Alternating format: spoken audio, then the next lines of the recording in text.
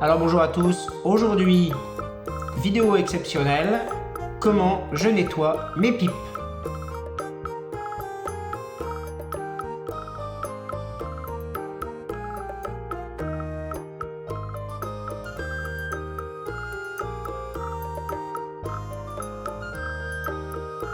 Voilà, alors, pour nettoyer mes pipes, bon, je procède d'une manière assez classique, on va dire, hein. Ce n'est pas moi qui ai inventé la manière, je me suis servi de tout ce que j'ai pu voir au cours de ma vie de fumeur de pipe. On va d'abord commencer par séparer les deux parties de la pipe, d'accord? C'est-à-dire la partie en bruyère qui est là et le tuyau.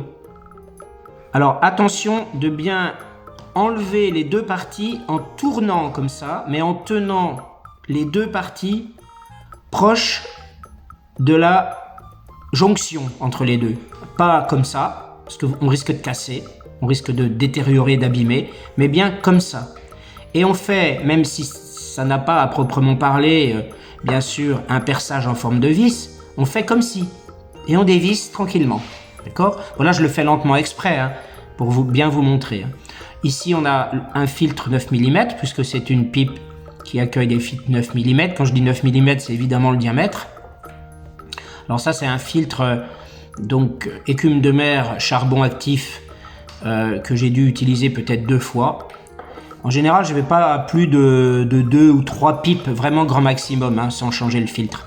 Donc, on va donc commencer à procéder au nettoyage. Alors, je vous montre simplement que je conserve mon petit matériel dans une boîte toute simple, comme ça, en plastique, avec un couvercle, évidemment. Donc, des nettoie-pipes, et puis du liquide. Là, en l'occurrence, le liquide était vide, donc j'ai mis de l'alcool ménager dedans, à 95 degrés, si je ne me trompe pas. Donc, voilà, je conserve ce petit matériel. J'ai un plus gros matériel que je conserve dans une plus grosse boîte, je vous montrerai. Mais là, pour l'instant, il est question de nettoyage. Alors, un nettoyage complet, mais pas forcément complet au point de gratter l'intérieur, de refaire vraiment en profondeur, de faire une rénovation. Je dis bien un nettoyage complet. Donc un nettoyage complet, c'est très simple. On va prendre des nettoie-pipes. Alors attention, il y a des nettoie-pipes abrasifs et des nettoie-pipes doux. Donc abrasifs parce que il y a des petits ergots ici qui donnent un effet grattant en fait sur les parties à l'intérieur. Alors on peut ou pas humidifier. Très légèrement, pas trop. Et puis soit on commence par le tuyau, soit on commence par la partie en bruyère. Donc là je commence par la partie en bruyère. On commence par la mortaise. D'accord? C'est cette partie ici qui est à l'entrée donc de la tige. Et vous voyez déjà, on voit des impuretés qui arrivent sur le nettoie-pipe. Donc regardez, ensuite on gratte un peu. Alors là c'est encore plus parlant, hein. Alors on n'est pas obligé, hein, à chaque fois de faire un nettoyage avec le nettoie-pipe abrasif, hein. On peut aussi directement prendre le nettoie-pipe doux, hein. Ça dépend depuis combien de temps la pipe n'a pas été nettoyée. Voilà, ce n'est pas systématiquement obligatoire, mais bon, ça ne peut pas vraiment faire du mal à mon avis, hein. Peut-être pas trop le faire trop souvent non plus, mais disons toutes les 2 pipes ou 3 pipes avec le nettoie-pipe abrasif, je pense que c'est quand même pas mal. Ensuite, on va chercher donc l'intérieur du foyer, pour la chambre. Voilà. Alors, cette pipe, hein, pour information, est pré-culottée, hein, donc je l'ai eu pré-culottée, mais vous voyez, comme quoi on peut quand même récupérer beaucoup d'impuretés. Et ensuite, pour parfaire le travail, on va dire, on prend un nettoie-pipe doux. Alors ça, c'est un nettoie-pipe conique, c'est-à-dire qu'il est plus fin ici et de moins en moins fin vers l'autre côté.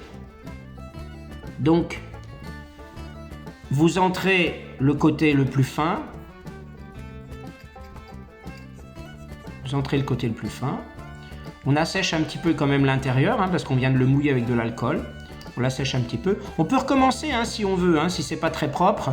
On peut recommencer, voilà, à mettre le nettoie-pipe doux dans le liquide de nettoyage. Hein, pourquoi pas, hein, voilà, on peut le faire. Moi, je l'ai pas fait, mais bon, c'est pas. On peut le faire, voilà.